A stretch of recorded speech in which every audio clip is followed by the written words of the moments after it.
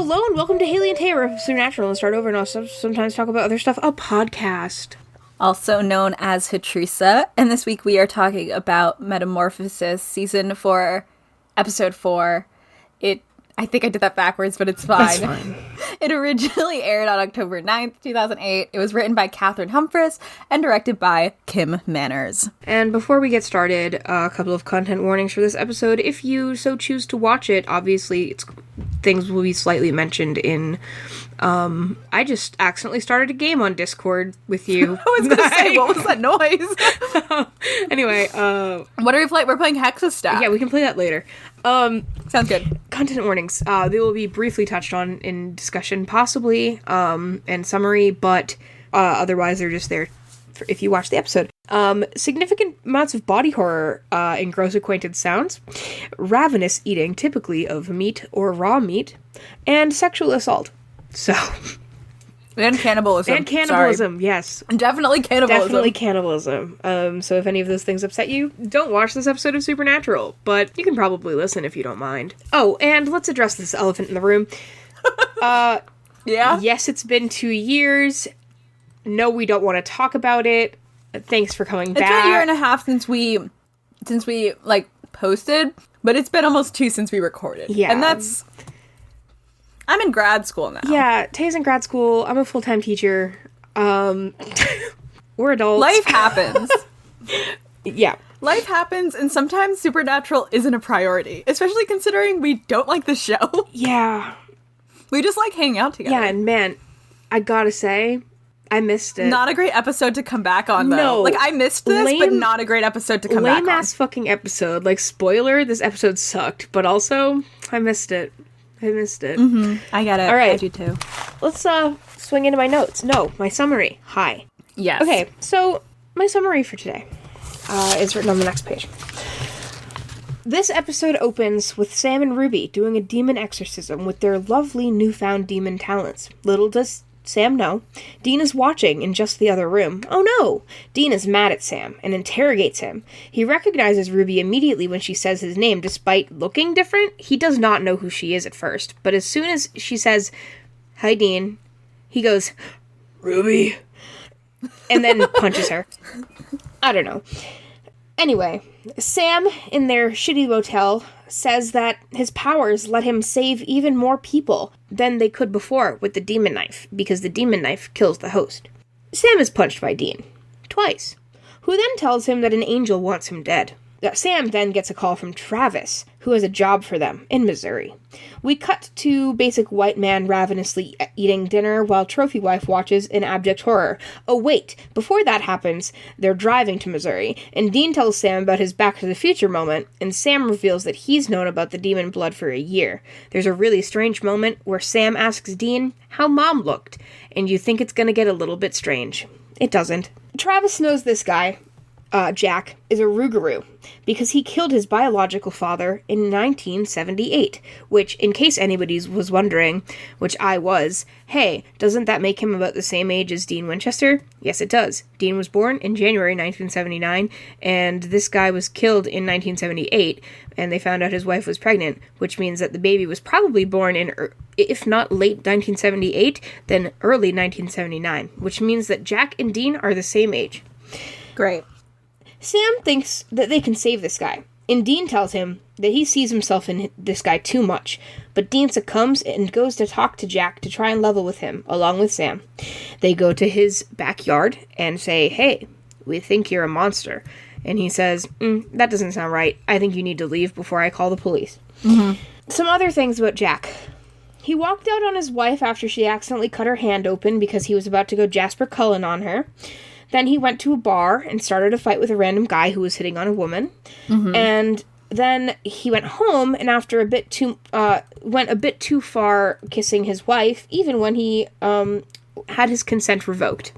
So it was a lot. Yeah. He's struggling.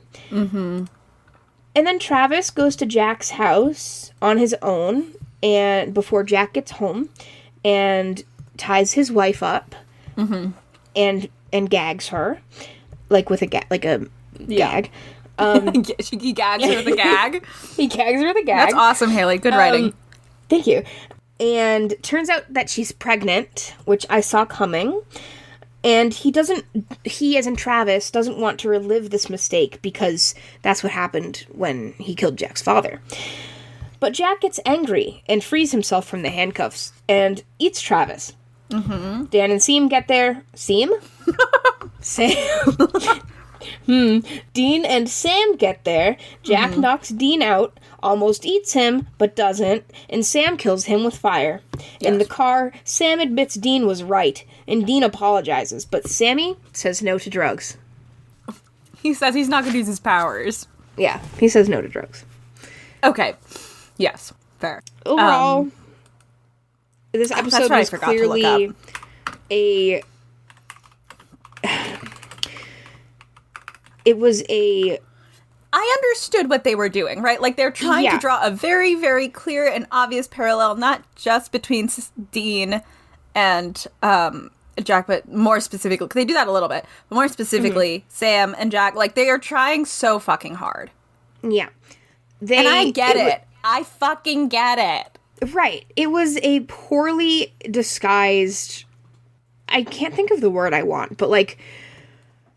delivery system for the fact that Sam is like part monster now, technically because of the demon blood in his veins, and how he thinks that they can save people or monsters, and Dean disagrees vehemently. So it wasn't great. Also, very, very sad, but Taya does not get to do a cast quote for today. Castiel is not in this episode. He's only briefly mentioned. There.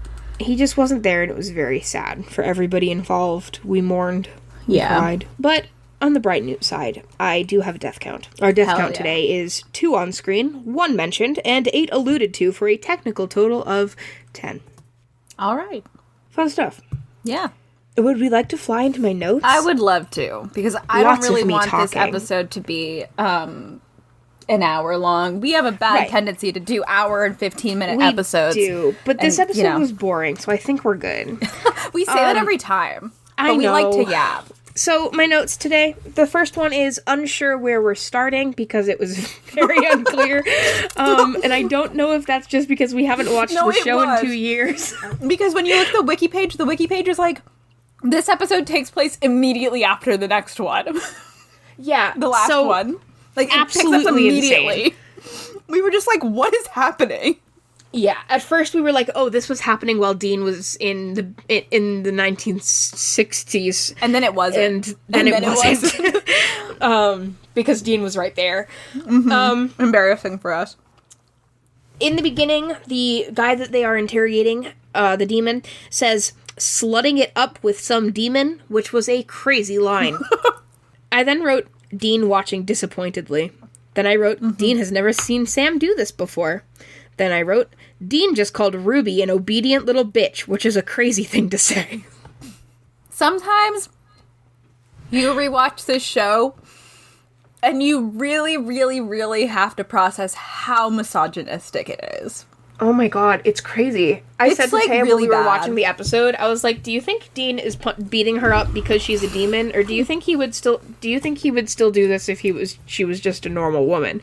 And Taya said, I don't think you want my answer.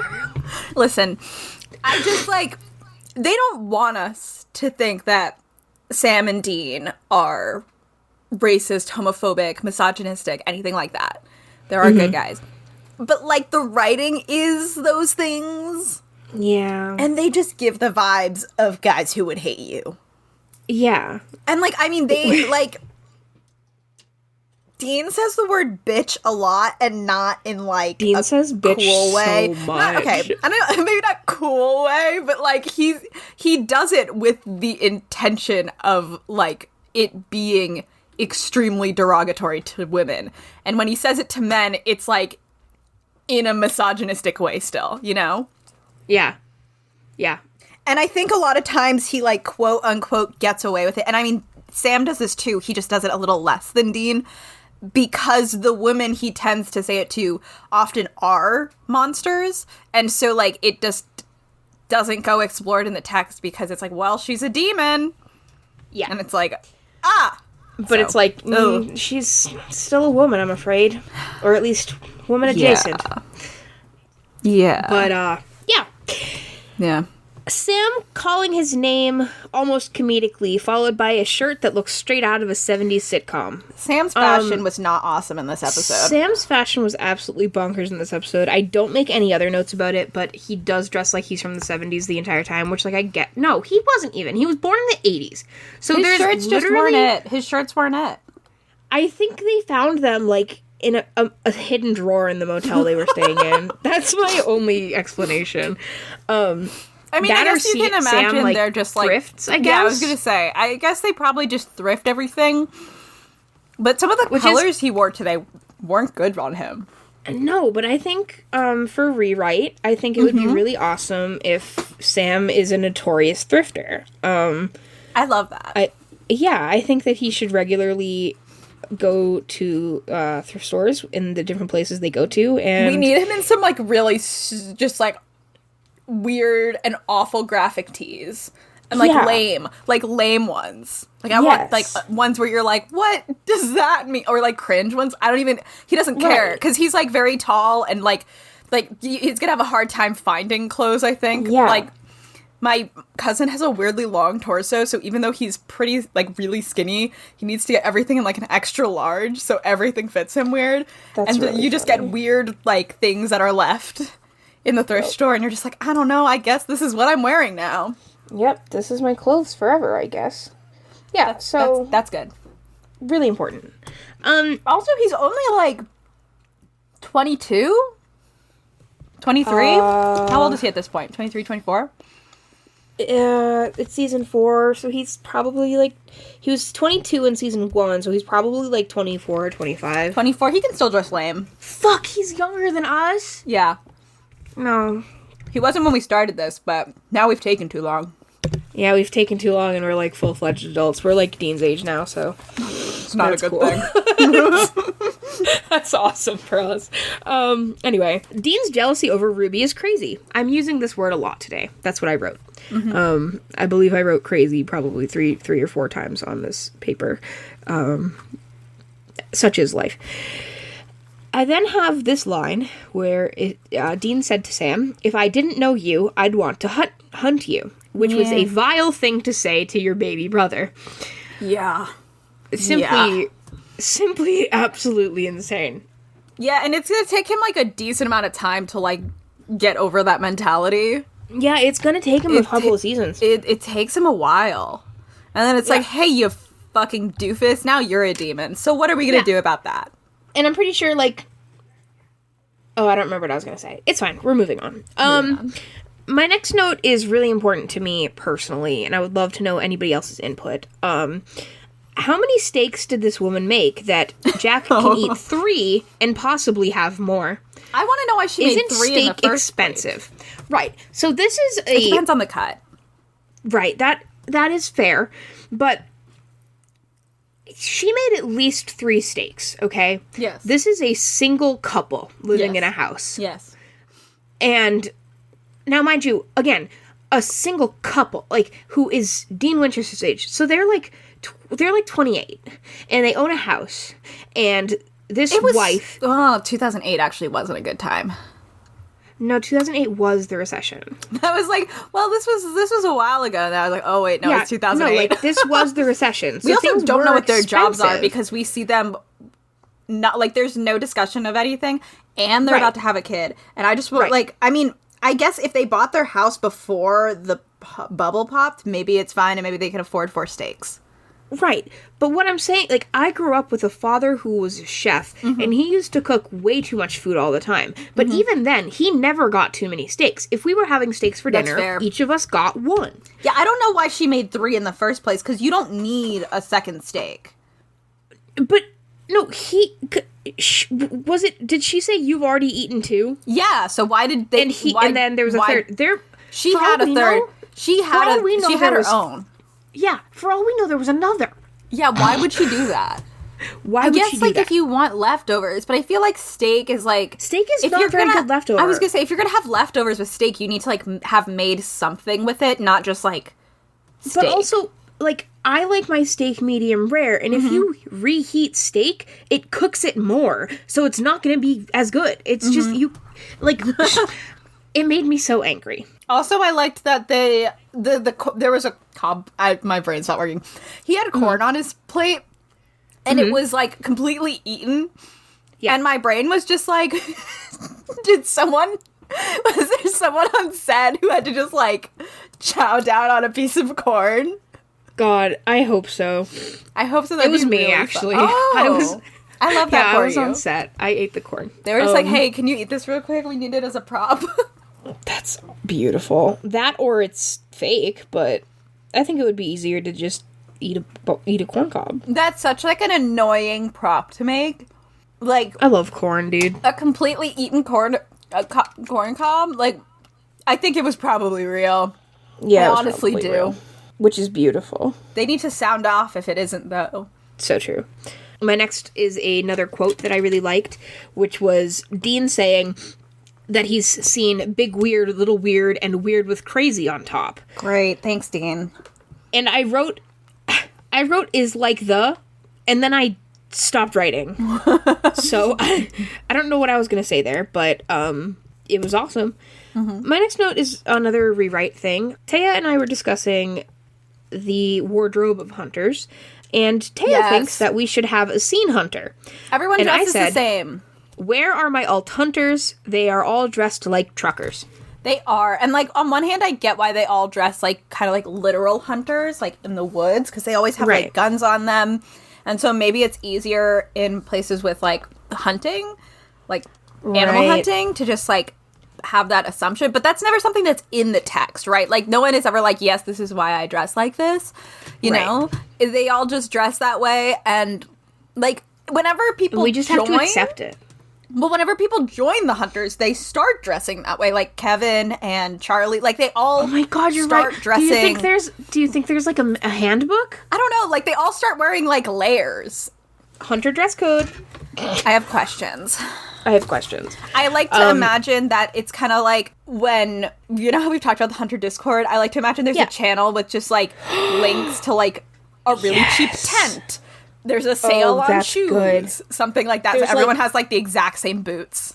Yeah, there's like the Hunter Amazon wish list. Exactly. Everyone is always like, hey guys, there's a huge sale. Or, oh my God, do you think there's like BuzzFeed for hunters? Oh my God. Top 10 Amazon must-haves. Check out this cool knife. Hell yeah. Wait, that's good. I love it. That's good. Oh, that's so beautiful. Dean not knowing the term long pig is out of character is the next thing that I've written. And I truly think that that is out of character for Dean Winchester, who notoriously, like, loves media and loves movies and horror and has grown up hunting. Like, this is not the first time, I'm sure, that they've dealt with cannibalism, which we know, actually, because of the fucking season 1 episode. You know, the one. Yes. So, I'm sorry, but they're, like, if I, Haley, am a 26-year-old who knows the term long pig and has for many years, there is no way in hell that this 29-year-old man who hunts monsters for a living has never heard the term long pig. Yeah, maybe he was just surprised. Don't piss me off. I don't know. I'm even surprised that he's surprised by cannibalism. Yeah, I think that, like there's been a few creatures that eat humans. I can't remember right now if they've played into Dean's stupidity much. I don't think they have yet. I think it's a little later. I think that this is the beginning of Dean's stupidity. That's so unfortunate. It is very unfortunate. And I don't even particularly, like, I'm not, like, a Dean person. It's just, like, he is pretty smart in a lot of ways, and one of those ways is pop culture. Yeah. He just is good at that. Which he mentions so much in this episode, by the way. Oh my God, wait. We should have a new segment. What? For you. For me, yeah. Which is, like, Pop Culture Corner. Okay. Where you mention your favorite thing that Dean, or, like, just, like, 2 or 3 things that Dean has mentioned in the episode. That would be fun. That'll be fun. I'll have to pay more attention to that, Ben. Yeah. I'll do it for right now because I remembered it very well. Well, actually, I say that, and then I've immediately forgotten. But the one that stuck out to me most was when they confronted Jack. He asked, he was like, "You're real hungry right now, right? Like, hungry, hippo's hungry." And I was like, God. "All right, buddy." Yeah, sometimes it's like a good reference, like it makes sense, and other times he just states things. Oh, and the other one was that he wants a heaping of man burger helper. Ah, yes. Yes. Because you actually repeated that out loud. I did repeat it out loud because I really liked it. This one, I wrote, "If my husband walked out without an explanation after I cut my hand bad enough to say I needed stitches, I think that's grounds for divorce." Yeah, ignoring the rest of the episodes, I'd be like, okay, well, this isn't all. It's like one of those "Am I the asshole" stories where a woman is like, I like needed to go to the hospital for like I had like an allergic reaction, and my husband that one's went so bad. We're talking about a very specific Reddit story right now. A woman had like an allergic reaction, had to go to the hospital, and almost died. She was okay, but when she went home, her kids went to sleepovers that they arranged thumselves, and her husband left to go like play D&D with the boys. Yeah, and then was like, "Why are you overreacting?" But okay. I like truly. And this isn't even counting the thing that would happen in 10 minutes. Yeah. Like, if I cut my hand bad enough that I need to go to the hospital, and I turn to my husband and say, "Honey, I think I need you to drive me to the hospital. And you I left? have stitches." And then my husband says, "I gotta go," and walks out the door without an explanation. That's already, I'm like, okay, what is happening?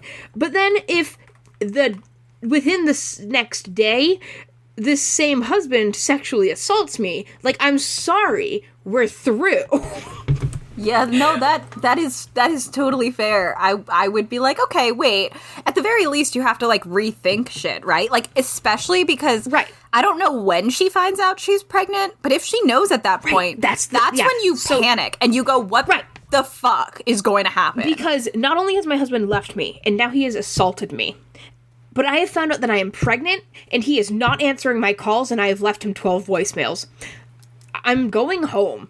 Like, I'm going to my parents' house. Yeah, like, call a friend. Ask for, like, some, like, feedback on this situation, because it's not good.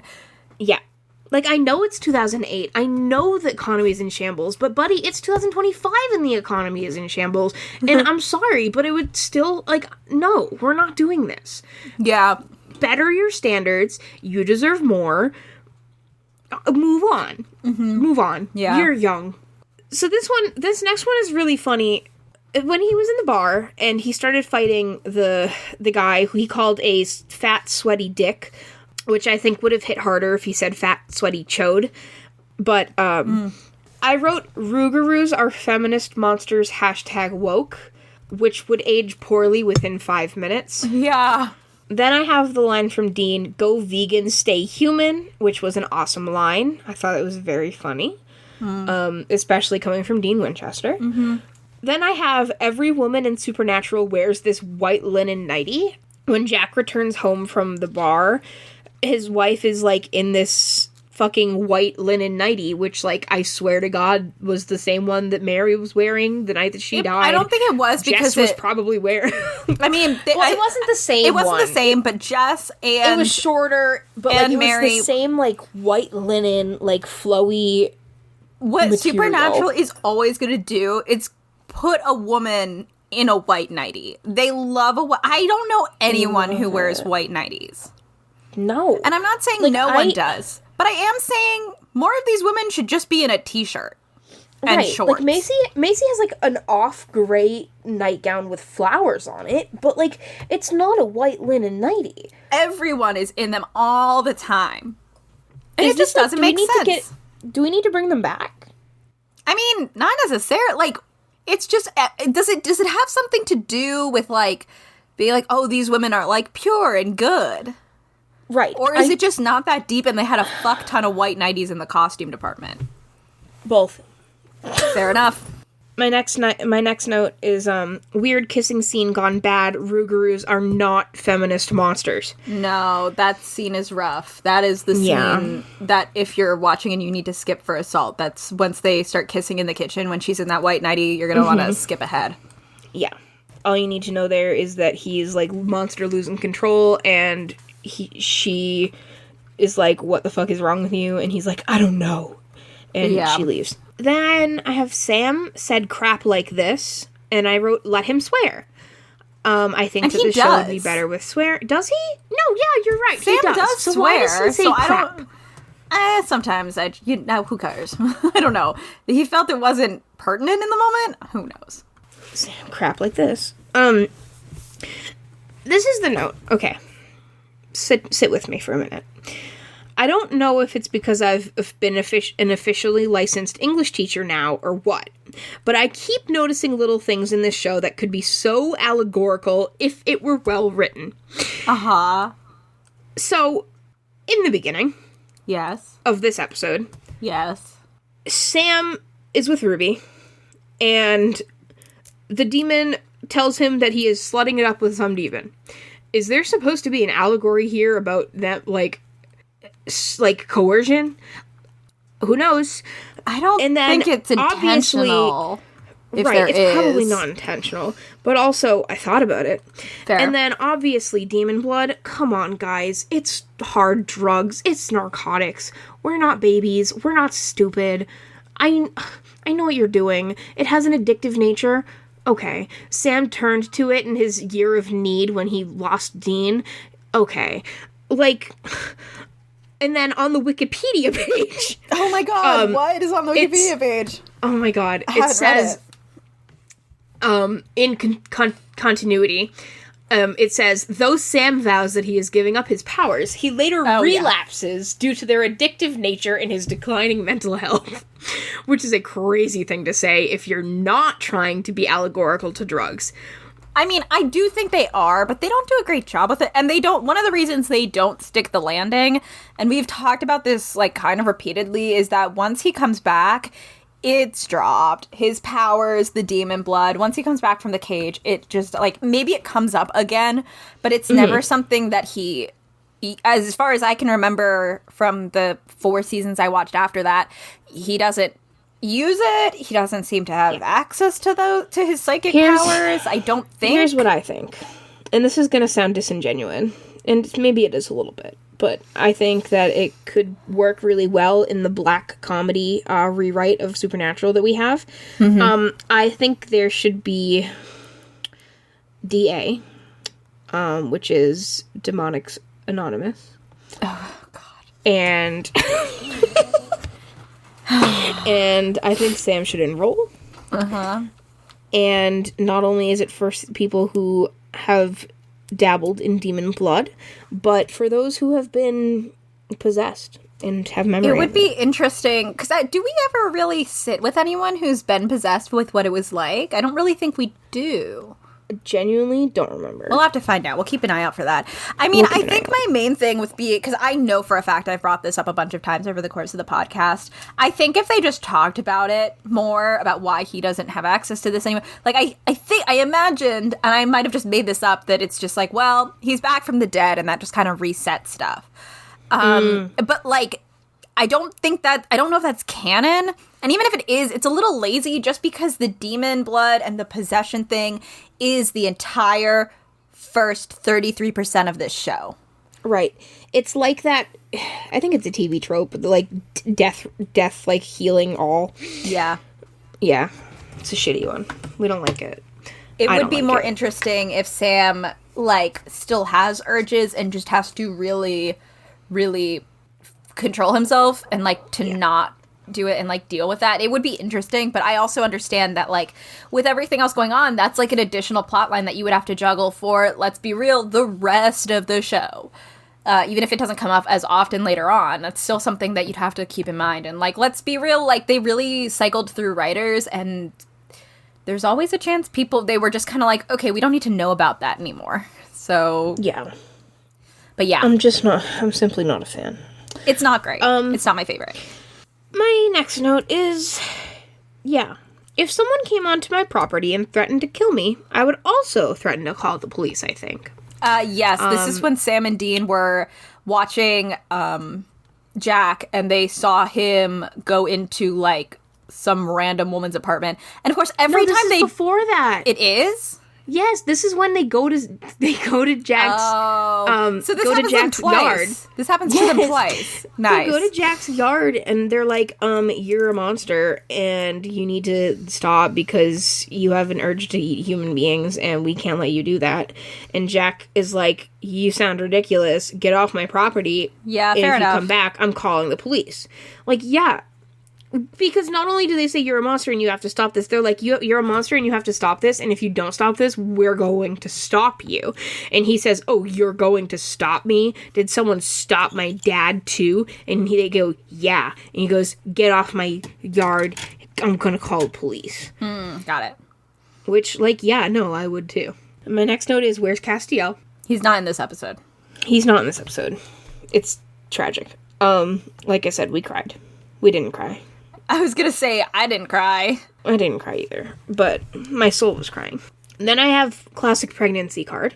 Yep. Which is followed by a long note, and Okay. sorry to get political on the Supernatural podcast, but honestly, not to be pro-choice on Maine, but I think if I were told and shown that my husband is a cannibal monster, and that my baby will be one too, and I need to terminate the pregnancy or risk future serial killing, like, I think maybe abortion could be the answer. I think that really one of the main things that I would have to consider there is genuinely, like, it wasn't just something she was told. She saw. Yeah, no. Like, yeah, that's really the big thing. She literally watched it happen. her husband eat this guy's throat. She did very much watch it happen. And now she is... I can't imagine she's... Like, I mean, maybe she'll go back to that house, but she did run. Yeah. So it's very much like, what does she have? Even if she does go back, like, can she afford this house? Does she work? And in a lot of these episodes, it gives the vibe that the woman does not work. Like, does she have a job? How much money did they have saved? Right. Like, she's clearly very early in the pregnancy because she has not told her husband yet. And it's just like, her husband is now dead. She lost 50% of her income and she has to deal with this. Like, and she has this very traumatic thing that she's dealing with. Yeah. I will say, okay, this is going to sound wild. So I don't know if you have a note on this. When Jack drags Dean into the other room after knocking out Sam, and Sam is like, you have to let me in or whatever, he reaches up and grabs a hanger, and my brain was just like, hello? No, I was like, coat hanger abortion? I don't know why my brain immediately went. And then he just used it to pick a lock, but I was just like, what? No, but my brain went there too. I don't have a note on it, but I did think the same thing. I was like, because it happened as I was writing that note down too. Yeah. And I was like, hello. Yeah. 2 more notes. I have unrealistic pool of blood under Dean's head. I don't know. When Dean was laying on this table, there was like a pool of blood underneath his head where like his head wound was bleeding from or whatever. And there was no trail from Dean's head. It was just like underneath him. And it made me giggle. I thought it was really funny. It looks stupid. And finally, my last note is really important for any listeners of this podcast. I asked Taya if they'd tell me if they were a Rougarou, and they didn't answer. So I think that's very scary. So I didn't hear you ask that. If I go missing, I didn't hear you ask that at all. So you all know where I am. To me. You all know where I've gone. Okay, so well, just saying. Damn. And that's my notes. So next is your lore library. Okay, great. So I'm going to start with lore library by reading something directly from the Rougarou page on the Supernatural Wiki, which, as always, we quote extensively if you did not know. It's basically where we start for everything for these episodes. Rougarous in traditional folklore are completely different from the ones featured in Supernatural. Awesome. This then claims that in traditional Cajun, Louisiana, and Canadian folklore, a Rougarou is a monster with the head of a wolf and the body of a man that prowls the swamps to feed on the blood of humans. What I want to say is, from what I could find online, it looks like this is one of those creatures of folklore that has, like, a lot of different takes. I found this one, like, random local news segment about it. It's only about 2 minutes long, and they supposedly spoke to an expert. I don't know who this man is. I didn't look up his credentials. I'm so sorry. But he said that basically, like, every family has a different Rougarou, and they all look different. They all sort of have different lore. They don't really have a specific thing. There's no specific origin. There are, like, some, like, kind of stuff, but, like, kind of a melting pot idea. Are they more of a cryptid than a monster?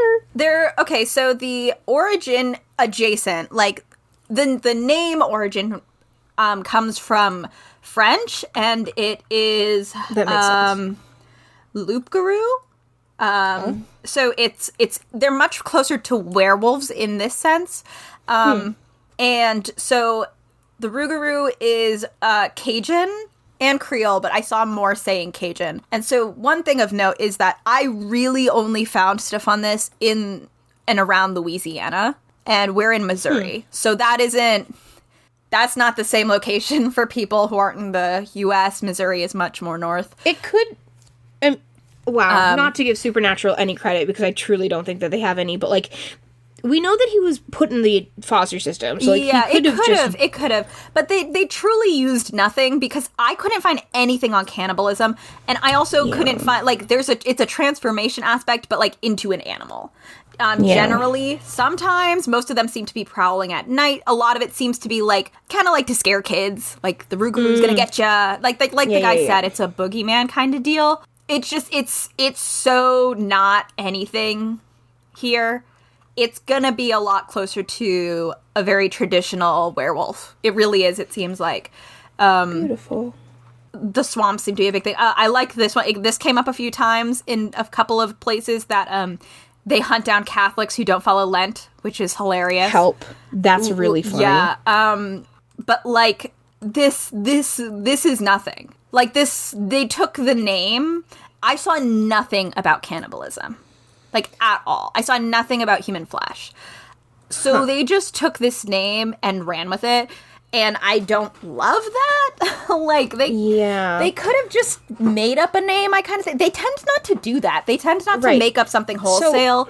But I don't know. I will say, here's the thing that I was thinking when it was talking about, like, what they are, is it's, the way that they described it sounded awfully similar to the Big W. Yeah.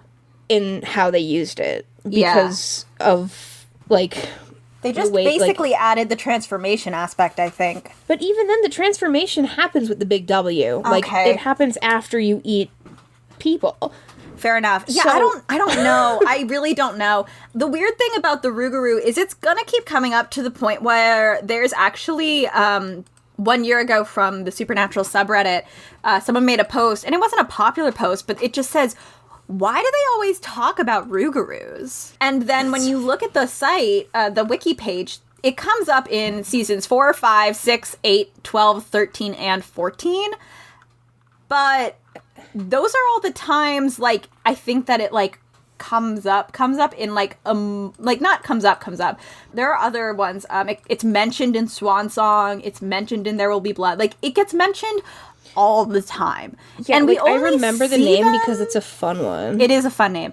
It's only on screen in 4 different episodes, but that's still a significant amount. Like, they're gonna come up in Swan Song when they're mentioned. In Caged Heat, they capture one. In What's Up, Tiger Mommy? What the fuck? They capture one. In Family Feud, they hunt one down. In Breakdown, one is bidding online for human organs. In Nihilism, one attacks people. In The Bunker, it's just kind of like, why is it? Is it because it's a memorable name? Because, like, why is it for it to be mentioned that often? It's like, this must be, like, a really, really common creature. Why? It's really weird. It's strange. But yeah, I mean, it's whatever. Like, it's not a unique monster, which isn't like, it doesn't need to be. Oh, there's a lot of overlap in folklore. I don't mind that. But it's like, ends up kind of honestly similar to the creepy ass shapeshifter. Right. Like, the fact of the matter is I just wish that they would, like, be a little bit more consistent. That's all. Yeah, it's not my favorite. That's for sure. And I think especially we're gonna probably... if you're fucking Supernatural, where you, like, have published books where you, like, detail the lore of your monsters. And, I mean, so Taya gifted me, everybody, the Supernatural mini guide to saving people and hunting things. Published in, well, simply it doesn't say. Published in 2023 by, Insight editions in San Rafael, California. And there's no table of contents, so that's cool.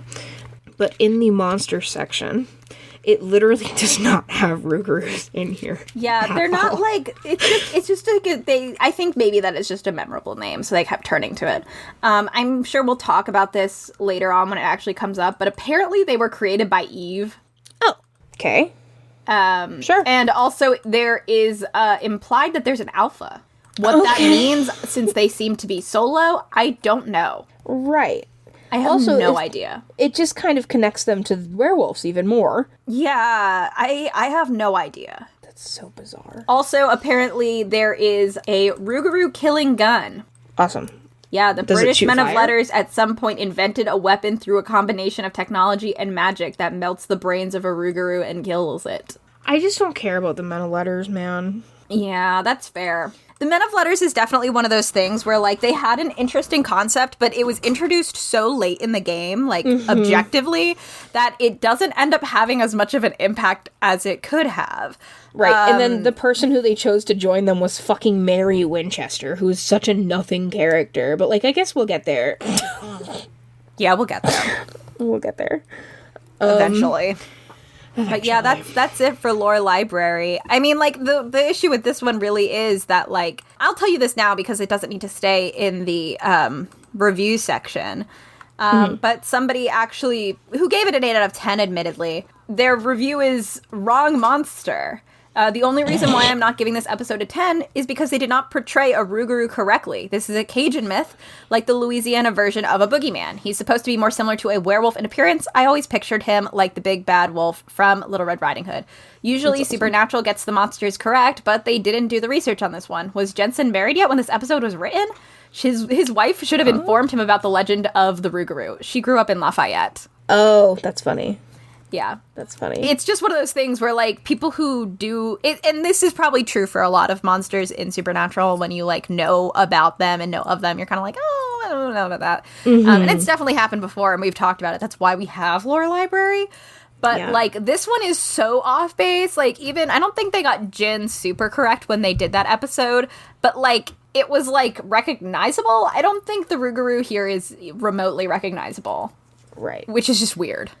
So, Annoying. Definitely. Bechdel test it? So there were 2 women in this episode, and they did not appear on screen together. No, they did not. So, massive fail. Actually, there were 3. One was in the bar.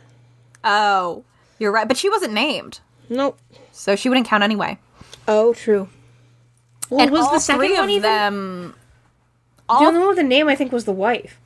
Yeah, the first was Ruby. Oh, shit.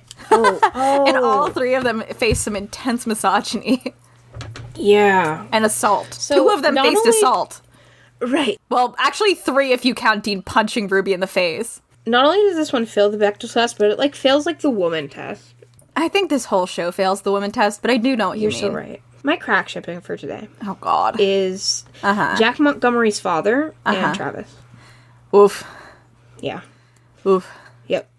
Yeah. Yeah. It's devastating. It was very sad. 8 The bullets. real 8 reason- bullets. The real reason that he killed him is he found out he had a wife. Oh, my God. Yeah, real sad.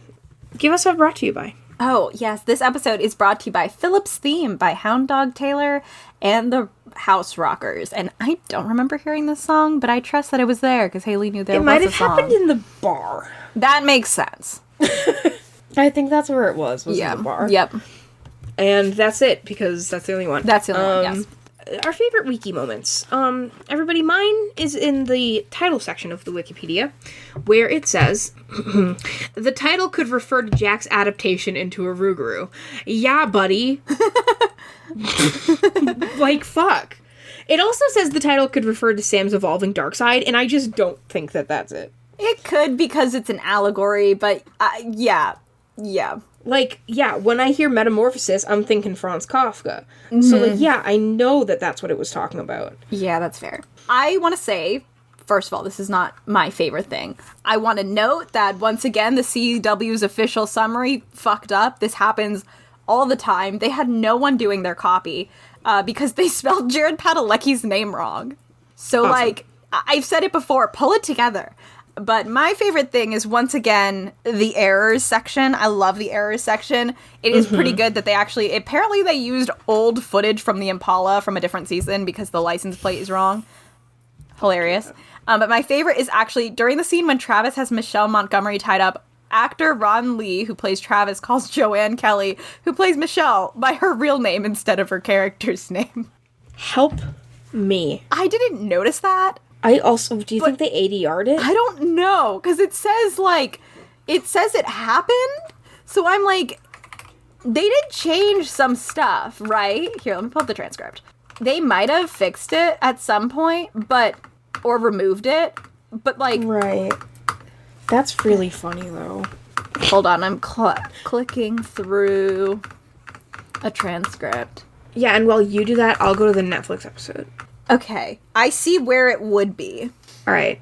It's like right when he walks in the room, he says Michelle. Okay. And then he should say Michelle again when he wakes up. Okay, hold on. Hey, babe. He starts walking toward the living room. I love a transcript. So he walks in, he says, "Hey, babe." Yep. Okay. Okay, it says actor who plays Travis. So this should be after he says... Michelle, I think it might be Michelle, tell him what you told me when I got here. She says she's pregnant. Yeah. Okay. Also, I want everyone to know that when Jack pulls off his handcuffs, the editing in that part is wild and also bad. It's like, you see blood moving in veins, and you see him and Michelle kissing, but the colors are inverted. And you're just like, okay. Okay, hold on. Yeah, no, they dubbed it over. That's so funny. Does it look like he's saying Joanne? No. Is that her name? Hold on. Let me just watch one more time. No, you can't really tell because he turns his face completely away from the camera. I wonder where they know that error from, then. I wonder if an old version had it incorrectly. It was, right, the original run or something. Yeah. There have been times when music has been changed and we've been deeply confused. Yeah. Yeah. It does happen, unfortunately. Yeah. Anyway. So, everybody, this episode was incredibly mid, and I thought it would be really funny today, so I gave it a 4.04 stars out of 10, episode not found. Nice, I love it. Which, yeah, it's really funny for a couple of reasons. Would you like me to explain the joke? Yeah, go for it, Haley. Explain the joke. Because jokes are typically funnier when they're explained. 100%. This is funny because of the common 404 error in technology on the internet typically, and also this is season 4, episode 4, so it's episode 404. I love how many layers there were to this. 2. Yeah. 2. Yep. Which is more than 1. And certainly more than 0. Oh yeah, for sure. So on IMDb, this episode has a 7.9 out of 10. Okay. Which actually, let me pull back to Supernatural. I disagree, but I mean, I will say this is the lowest rated episode in this season so far. Oh, it is also for my ratings because fair. I mean, the other ones had Castiel in them, and at least when Cass is here, it's something different. Yeah. It's not the lowest of the season, but it is one of 3 sevens. So it is one of the lowest of this season. So my last episode, 403, was 6.66. So nice, down, nice, buddy. Nice. We're doing a thing. Yeah. I don't think there's no fun reviews to me. Okay, then fuck it. Yeah, I mean, okay, Cubs, it's been a second. So, Cubs and Culture did give us a review. Throwback to Cubs and Culture, our best friend. And they did give it a 9 out of 10, but they think that the writing was too pointed. Okay. I find the Monster of the Week stuff too directly tied to the ongoing brother melodrama to fully work. It feels too forceful in the obvious parallels. This is more pressing as this week's case is lazily inserted between the bro melodrama bookends. There is a certain clumsiness to the writing of this episode that stands out. And then I will say, Manners, the director, gets most out of the script, and this episode has some of the last true horror visuals in the series, which, I mean, is fair. I do think that they keep the same level of, like, gore throughout, but they do pull back on sort of, like, the horror style filming. Yeah. So I'll give him that. And then they say it is fitting that Manners had this as his last episode, and he did die of cancer shortly after making this episode. So, damn. yes. But yeah, this is a fine episode according to these. One people don't love is how Dean treats Sam, which, like, I don't like it either, but, like, if you want to go with conflict and, like, something he's struggling with, that's fine. I just don't always think they do a great job with this plot line. So, yeah. So, Man. yeah, that's all. That's all for this one. Mid-ass fucking show, dude. For sure. Thank you all for coming back and listening, despite our very, very, very, very long break. We are Hatrusa everywhere. Hatrusa Pod or Hatrusa Podcast, but check our card if you need a direct link. And I will be on actually uploading those YouTube videos because I just stopped because, frankly, it takes a while and it's boring. But I can do that because I know some people prefer YouTube. Shout out to our good friend who I won't name who messaged me at some point and was like, your podcast is on Spotify? And I was like, uh-huh. That's so And they were funny. like, I didn't realize you had like 40 more episodes. Oh my god. And I was just kind of like, okay, part of that my is bad. on me for not uploading them, but I feel bad about that. It's It's really just kind of funny. like, oops. But yeah, I'll get on that at some point. Just summer's busy, but we're going to try to be back. We're going to be trying to be back. Yeah. We got to finish through season 5. That's kind of our current, we're going to at least finish season 5 because that we have to. If we don't finish season 5 by the time that I am, like, have a baby, I don't know what I'm gonna do with myself. Yeah. Hi, Taya. Hey, Haley. Wanna go get sloshed at Oktoberfest? Honestly, why not? Hell Let's yeah. do it. Let's fucking then- go. We'll catch you in Pennsylvania on the flip side. Catch you on the flip side.